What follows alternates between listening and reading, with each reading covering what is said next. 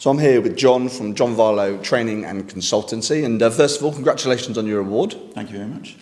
Could you start us off by giving us a brief overview of what the business is all about? Sure. So John Varlow Training and Consultancy, it's been around for about 5 years now, 5-6 years, since 2018. So it's a training and consultancy business. So I basically train and consult in everything to do with data. So it might be about how people collect data, it might be how they manage it, it might be about looking at data protection, how they analyse data, and then how they disseminate it to other people. So it's the spectrum going from beginning to end.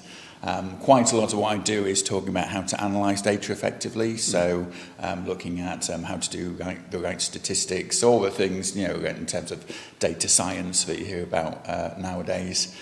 Data storytelling, all those buzzwords, so I'll teach people in terms of how to do that, to really get their business using data effectively.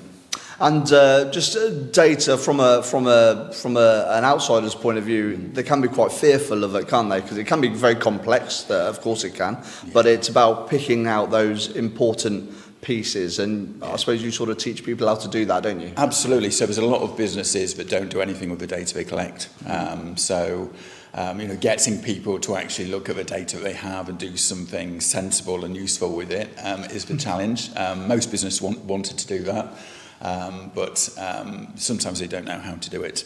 So getting people to use their data effectively, be able to analyse it in the right way and actually have a clear message they can communicate to their customers or, the kind of a wider public is, I think, really beneficial for them. I guess that's the added value in terms of what I do. And because data is so prevalent today and there's so much more of it, is protecting it more of a challenge than it ever has been before, protecting it effectively? Yeah, there's certainly more data, so the more data you have, the more difficult it is to protect, I guess, and you see all the things in the news in terms of data breaches.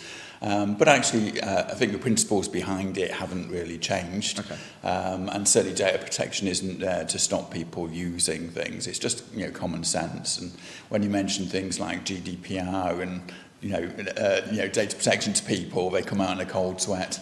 But actually, the theory behind it is kind of, quite straightforward. So I will help people and advise people in terms of how to get their businesses, GDPR compliant, if you like.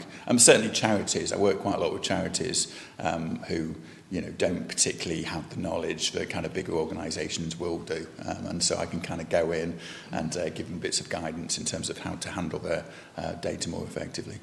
And you mentioned at the top about the sort of broad range of people that you work with, and of course you've mentioned businesses and charities, but it's wider than that as well. You go to major events and schools seek your services as well. Well, absolutely. So I do all sorts of things. So I will do one-to-one teaching with GCSE students, A-level students, adult learners. I've done technical training for organisations like AFA, which is the Association of Professional Health Analysts. I've worked here, I've worked abroad. I worked in Gibraltar for at least a year working with them in terms of getting their COVID systems up and running and reporting. Because quite a lot of what I will do is I'll try and automate systems for people. The more you can automate things, the more protected your data is. So a lot of people use things like spreadsheets, and then they'll email them to other people, and it all gets a bit messy. So if you can automate things, so people can just press a button and it goes to the right people, and all your data is managed behind the scenes, then that's far more efficient and more safe. And finally, and this is probably more prevalent for the businesses that you work with, but in terms of your projects, they're very end-to-end. You're there for the whole process, aren't you? Can you tell us about just the sort of the different areas within that process that you go through? So again, it depends what businesses or organisations I work with. Some people want me there just at the end to do some analysis of data for them, or teach them how to do things. Others want me to do the whole end-to-end process. So often I'll go in and I'll map out what data that they've got. Often they don't know what data they've got. Yeah. So you kind of work out what they're actually collecting, how they're collecting it, how they're storing it, how they're managing it, who's got access to it. Yeah. Working out whether people who have got access to it should have access to it. and then trying to get the added benefits out of that data. So, you know, trying to work out what their customers want, and then trying to kind of get the data in a format that which will actually be, you know, most beneficial in a most effective and efficient way. Trying to save money for people in the long run. Yeah. And get the most out of their data. Absolutely. Well, congratulations on your award, and thanks very much for speaking to us today. Thank you very much. Thank you.